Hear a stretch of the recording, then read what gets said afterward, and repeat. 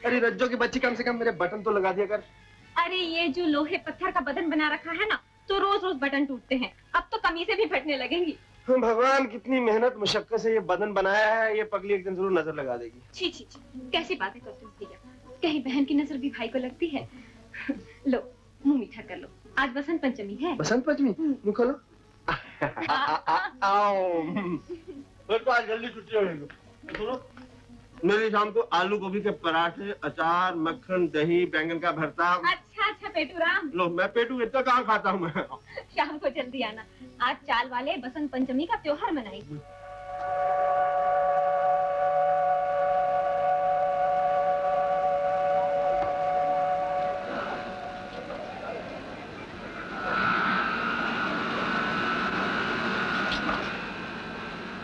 तुमसे एक जरूरी बात करनी है, जरा बाहर आओ।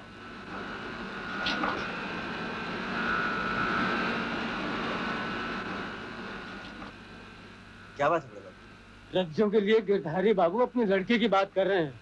कौन, वो कैलाश? वो तो सरकारी नौकरी करता है ना। बड़े बाबू किसी तरह ये रिश्ता तय हो जाए तो रज्जो की भाग जाएगी। बात पक्की समझो, रज्जो जैसी सीधी सादी और गुनी लड़की उन्हें कहाँ मिलेगी। लेकिन लेकिन क्या? दहेज वहेज की बात नहीं, 2-4 हजार रुपया बारातियों पर खर्च करना होगा। बड़े आदमी है ना। आप चिंता मत कीजिए, मैं कुछ ना कुछ इंतजाम कर लूंगा, लेकिन आप किसी तरह ये रिश्ता तय करवा दीजिए। अरे बेटा, तुम्हारे पिताजी का दोस्त हूँ, बचपन से तुम लोगों को अपना ही माना है, सब ठीक हो जाएगा। आइए आइए बड़े बाबू जी। ये है इस हफ्ते की रिपोर्ट और ये है आज का चार्ट। अरे हाँ बड़े बाबू, उस दिन आपके घर का खाना बड़ा जायकेदार था। क्या नाम है अपने फोरमैन का? जी अजीत, और उसकी बहन का नाम है रजनी। खाना उसी ने पकाया था। जी वो बिल्कुल मेरे बच्चों की तरह है। सेठ जी, आज उनकी चाल में बसंत पंचमी का उत्सव है। जी हाँ, ये तो मैं आपको बताना भूल ही गया। I am very sorry. अगर आप मुनासिब समझें तो हर साल की तरह आज भी उन्हें आधे दिन की छुट्टी दे दीजिए। क्यों नहीं, छुट्टी मिलनी ही चाहिए। आप वर्करों से कह दीजिए, रिपोर्ट मैं देख लेता हूँ। जी बहुत बहुत धन्यवाद।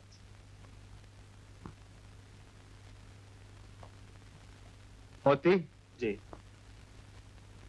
बसंत बाहर लाती है। जी हाँ। आज हम भी चलेंगे। अरे मालिक, आप हम गरीबों के बीच में। वैसे साहब जो है वो अमीर और गरीब को नहीं मानते। वैसे त्योहार के दिन सब एक होते हैं। हाँ, नमस्ते भाइयों। मोती जी मिठाई बांट दो। बिल्कुल बिल्कुल। लो भाइयों, साहब की तरफ से जी भर के मिठाई खाओ। भाई साहब जरा बांट दीजिएगा। Thank you thank you.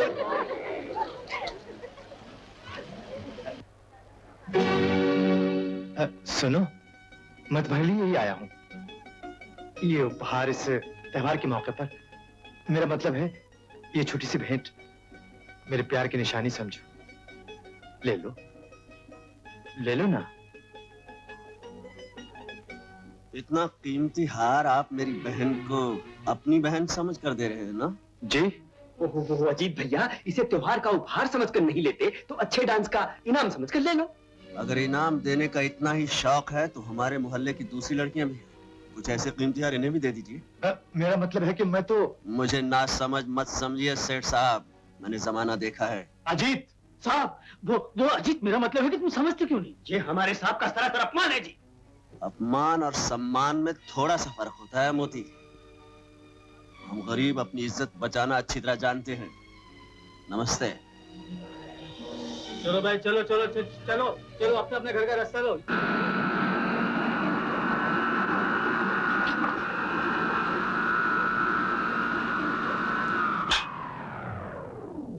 ठहरो अजीत, सेठ साहब का फोन आया है कि उस दिन बसंत पंचमी की वजह से काम कम हुआ था, इसलिए आज तुम लोग ओवरटाइम कर लो।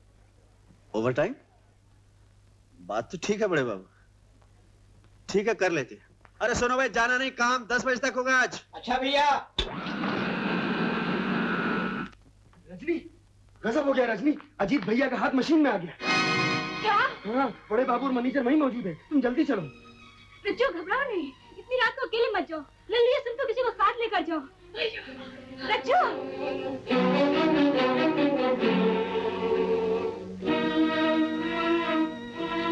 भैया, भैया, भैया, भैया, भैया, कहाँ है? जहां भी है मेरी मर्जी के खिलाफ हिल नहीं सकता। क्या मतलब?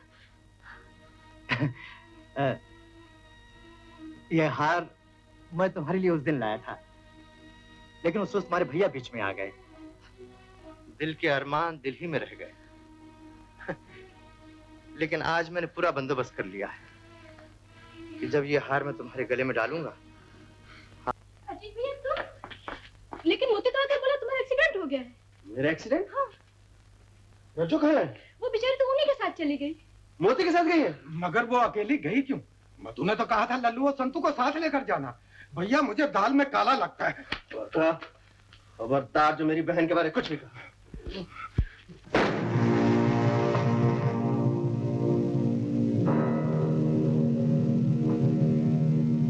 मेरी बहन कहाँ है? मुझे नहीं मालूम। एक मोती तू जानता है, पता कहाँ है मेरी बहन? मुझे नहीं मालूम। तुझे नहीं मालूम? हाँ, मुझे नहीं मालूम।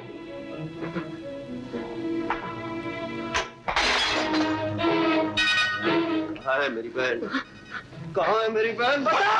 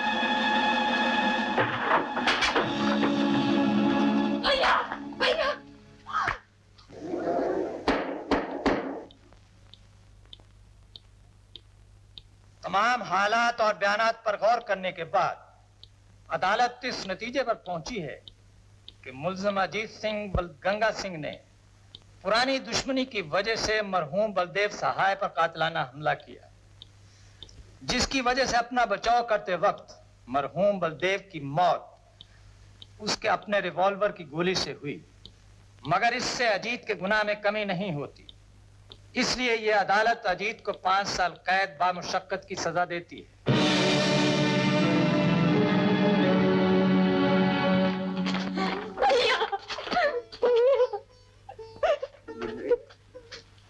रो मत मेरी बहन, रो मत। हमारे भाग्य में ये लिखा था। भाग्य में नहीं, अंधे कानून में। मैं अपील करूंगा अजीत। बड़े बाबू, आप जानते हैं मैं अपनी बहन से कितना प्यार करता हूँ। मेरे वापस आने तक इसका ख्याल रखिएगा। मैं आपका ये एहसान जिंदगी भर नहीं भूलूंगा। अजीत, रजनी मेरे बच्चों की तरह है, तुम फिक्र नहीं करना बेटा।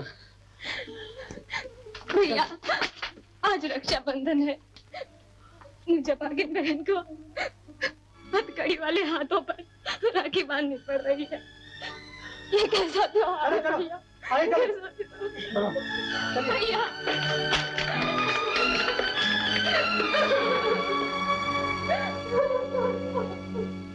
511।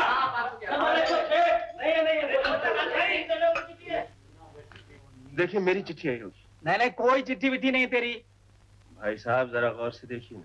भाई साहब मत बोल। अबे तेरा कोई होता तब ना कोई चिट्ठी आती।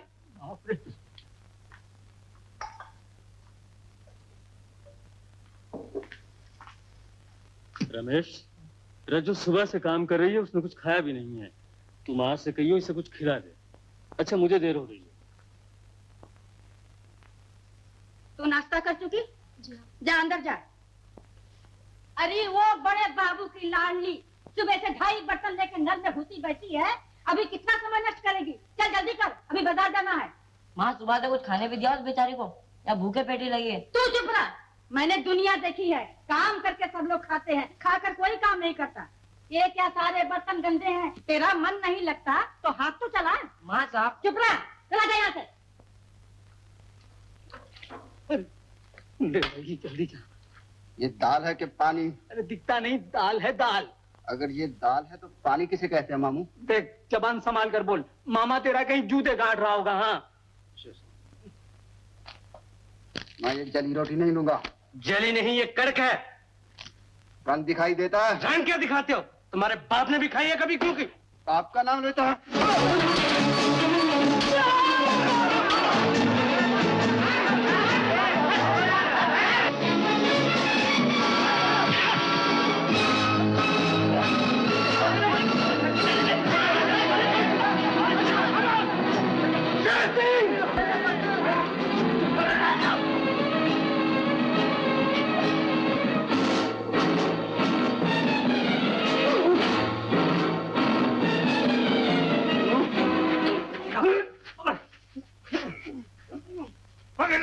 बहुत अच्छा, चलो जल्दी ले चलो इसको ऑफिस में। चलो जनाब, ले जाओ। तो ये शेर सिंह है। शेर सिंह ये नहीं है, वो है। बड़ा ही मजबूत आदमी है। बंधु, तुम अपनी कीमत जानते हो? हाँ, जो खून की कीमत होनी चाहिए। तुमने किसका खून किया है? एक नीच और कमीने इंसान का। पागल हो तुम। जानते हो जब दो देशों में लड़ाई होती है तो दोनों तरफ के नौजवान हजारों लाखों इंसानों का खून कर देते हैं, मगर तुम्हारा ये समाज और कानून उन खूनियों को सोने चांदी के तमगे देता है। शेर सिंह, तुम कहना क्या चाहते हो? कहना चाहता हूं कि तुम्हारे बाजू में बहुत ताकत है, इसका बराबर इस्तेमाल होना चाहिए। वो कैसे? बस मेरे जत्थे में शामिल हो जाओ। मुझे तुम जैसे आदमी की सख्त जरूरत है। मेरे साथियों ने मेरा यहाँ से भागने का इंतजाम भी कर लिया है। वो इंस्पेक्टर खत लाया था ना, वो इसी बात की कड़ी है। तुम चाहते हो मैं तुम्हारी तरह चोरियां करूं, डाके डालूं? नहीं शेर सिंह, मेरे मन पर जो घटनाओं का बोझ है, बोझ को लेकर मैं यहाँ से नहीं भाग सकता। मैं अपनी सजा पूरी काट कर यहाँ से जाऊंगा।